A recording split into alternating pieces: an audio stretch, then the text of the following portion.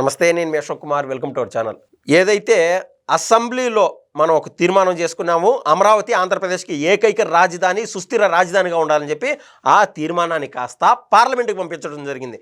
పార్లమెంట్లో అటు లోక్సభ వారు, రాజ్యసభ వారు అక్కడ ఉన్నటువంటి ఇద్దరు కాంగ్రెస్ కావచ్చు, బీజేపీ కావచ్చు, సమాజ్వాదీ పార్టీ కావచ్చు, డిఎంకే కావచ్చు, అదేవిధంగా మమతా బెనర్జీ గారి పార్టీ కావచ్చు, ప్రతి పార్టీ కూడా పూర్తి స్థాయిలో నిండు మనసుతో ఆశీర్వదించి అమరావతికి ఆల్ ద బెస్ట్ అనడం జరిగింది. కానీ ఇక్కడ విచిత్రంగా ఒక వ్యవహారం జరిగింది. ఎవరైతే మన ఆంధ్రప్రదేశ్ నుంచి ప్రాతినిధ్యం వహించేటువంటి వైసీపీ వాళ్ళు ఉన్నారో వాళ్ళు అటు లోక్సభలోనూ అదేవిధంగా రాజ్యసభలోనూ వాకౌట్ చేయడం జరిగింది. ఇక్కడే జగన్మోహన్ రెడ్డి గారి రాజకీయ చరిత్రకి ఫుల్ స్టాప్ పడిందని చెప్పి నేనైతే స్పష్టంగా చెప్పదలుచుకున్నాను. ఎందుకంటే ఇది వరకు 2024 ఎలక్షన్స్ ముందు ఒకవేళ ఎన్నో సర్వేలు రకరకాలుగా ఉండొచ్చు, కానీ జగన్మోహన్ రెడ్డి గారికి 111 సీట్లు వస్తాయో అని ఆలోచన చేసిన వాళ్ళు కూడా ఉన్నారు. కానీ బై హిస్ డిస్ట్రక్టివ్ మోడ్ ఆ 111లో ఒకటి ఎగిరిపోయి 11 మాత్రం మిగిలినాడు. ఇంకా కనీసం ఆ 11 ఉన్నాయి కదా అంటే మిగిలిన ఒకటి కూడా చెరిపేసి ఆ ఒక్క స్థానం అన్నా దక్కదో అనేటువంటి అవస్థలకి జగన్ జారుకున్నారు. ఎందుకంటే ఆయన స్వయంగా తన సొంత నిర్ణయాలు తీసుకోవడం మొదలుపెట్టాడు. ఏదైతే మనం అమరావతి గురించి మాట్లాడుతున్నామో కొన్ని వేల సంవత్సరాల మహోన్నత చరిత్ర కలిగినటువంటి ఈ అమరావతి, దేవతల రాజధానిగా పేరొందినటువంటి అమరావతి అనేటువంటి పేరుకి పోటీగా అదేందో పారగాన్ చెప్పుల మాదిర మ్యావిగన్ లేకుండా మ్యావిగన్ ఏదో తీసుకొచ్చి ఆ ప్రాంతం ఈ ప్రాంతం పేర్లు కన్నా కలిపితే ఇది అవుతుంది కదా, ఇది చేసేచ్చు కదా అంటే కనీసం ఆయన గురించి పక్కన పెడితే ఆయన పార్టీలో ఉన్నటువంటి వాళ్ళ యొక్క మనస్తత్వం ఏ విధంగా ఉండదో మనం ఖచ్చితంగా అర్థం చేసుకోవాలా. కనీసం ఇప్పటికీ వైసీపీలోనే వాళ్ళు ఎందుకు ఉండాలనుకుంటున్నారనే కూడా వాళ్ళ యొక్క మానసిక రుగ్మతకి నిలువెత్తు నిర్వచనం అని చెప్పి నేనైతే స్పష్టంగా చెప్పదలుచుకుంటున్నాను. ఎందుకంటే మావిగన్ అనేటువంటి పదజాలం జగన్ గారు ఎప్పుడైతే చెప్పినారో ఒక పక్క పార్లమెంట్లో సమావేశాలు నడుస్తూనే ఉన్నాయి, ఒక పక్క బిల్లు ఆమోదం పొందుతూ ఉన్నది.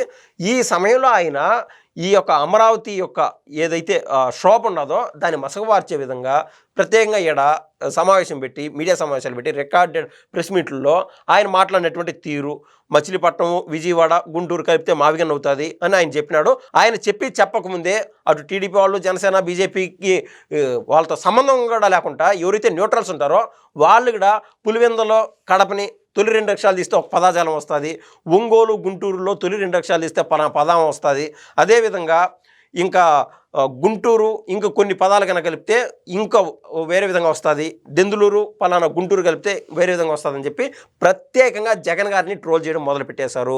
దీని అంతటికీ కారణం ఏంటంటే స్వయం కృతాపరాధం జగన్ గారు చేసినటువంటి పనులు. ఇందాక నేను చెప్పినట్టు 11 సీట్లలో ఉన్నారు కదా, మిగిలిన ఒకటి ఎగిరిపోయి ఒకటే ఉంటుందేమో, ఆ ఒకటి కూడా ఉంటుందో ఉండదో అనేది డౌట్ అని ఎందుకు చెప్తున్నానంటే పార్లమెంట్లో ఇంత ప్రతిష్టాత్మకమైన బిల్లు ఆమోదం పొందుతున్నటువంటి వేళ వైసీపీకి సంబంధించినటువంటి ఎవరైతే ఎంపీలు వాకౌట్ చేశారో అటు రాజ్యసభలోనూ అదేవిధంగా అటు లోక్సభలోనూ వీళ్ళు గతంలో ఎవరైతే జగన్మోహన్ రెడ్డి గారికి చాలా సంవత్సరాల నుంచి దశాబ్దాల నుంచి జగన్ గారి ఫ్యామిలీకి కూడా అటు కాంగ్రెస్కి కూడా వాళ్ళకు మద్దతుగా ఉన్నటువంటి క్రిస్టియన్ కమ్యూనిటీకి సంబంధించినటువంటి బిల్లులు పార్లమెంట్లోకి వచ్చినప్పుడు అటు వక్ఫ్ బిల్లు కావచ్చు లేదా త్రిపుల్ తలాక్ కావచ్చు, ఇటువంటి బిల్లులు వచ్చినటువంటి సమయంలో జగన్ గారు అదేవిధంగా జగన్ గారి పార్టీకి సంబంధించినటువంటి లోక్సభలోను రాజ్యసభలో ఉన్నటువంటి ఎంపీలు కనీసం వాకౌట్ చేయడానికి కూడా వాళ్ళు ఇష్టపడలేదు.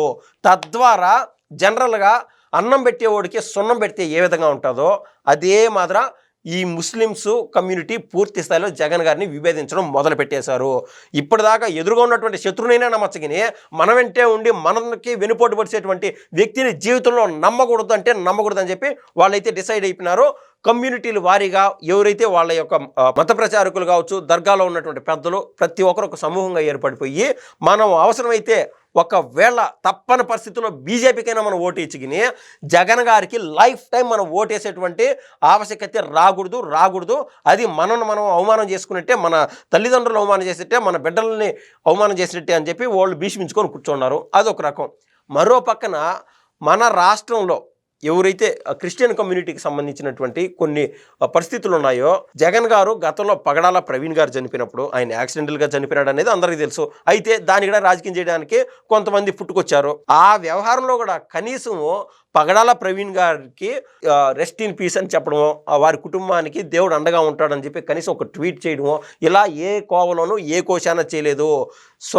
స్వతహాగా జగన్ గారు నేను క్రిస్టియన్ కమ్యూనిటీకి సంబంధించినటువంటి వ్యక్తిని అని చెప్పుకునేటువంటి ఆయన పక్కన ఉన్నటువంటి ఒక పాస్టర్ చనిపోతే కనీసం సపోర్టింగ్గా కూడా నిలబడకపోవడంతో ఎవరైతే క్రిస్టియన్ కమ్యూనిటీలో ఉన్నారో వీళ్ళందరూ జగన్ గారిని వివేదించడం మొదలుపెట్టారు. అదేగాక అనేక చోట్ల హిందూ దేవాలయాలపైన దాడి జరిగినటువంటి విషయాల్లో జగన్ గారి పాత్ర ఎంత ఉన్నదో మనం చూసాం. ఇదిగాక క్రిస్టియన్ కమ్యూనిటీకి సంబంధించి అనేక మంది ఇబ్బందులు పడుతున్నటువంటి వేళ కూడా జగన్ గారు నాకేం సంబంధం లేదని చెప్పి ఆయన అనేక స్కాములు చేస్తూ పోవడం, లిక్కర్ స్కామ్ అంట, ఇంకా భూ స్కాములు రకరకాలుగా చేసుకుంటూ ఆయన ముందుకెళ్తా పోయినాడు. ఈ క్రమంలో నేను చెప్పేది ఏంటంటే అటు హిందువులకి దగ్గరగా లేకపోయినాడు జగన్ గారు, అదేవిధంగా పార్లమెంట్లో ఏదైతే ముస్లిం కమ్యూనిటీకి సంబంధించినటువంటి బిల్లులు పెట్టారో వాటికి మేము పూర్తిగా వ్యతిరేకం అని చెప్పి కనీసం నోరెత్తి మాట్లాడినటువంటి దాఖలాలు కూడా లేవు.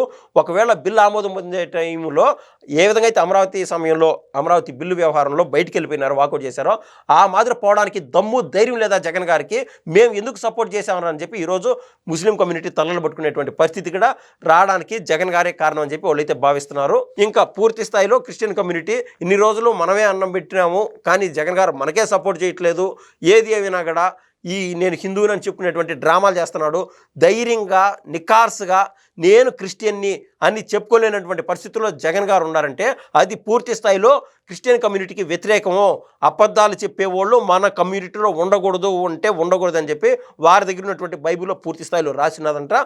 ఈ మొత్తం వ్యవహారాలను క్రోడీకరించి జగన్ గారు లైఫ్ టైం అన్ని వర్గాలకు దూరం అయిపోయినారు.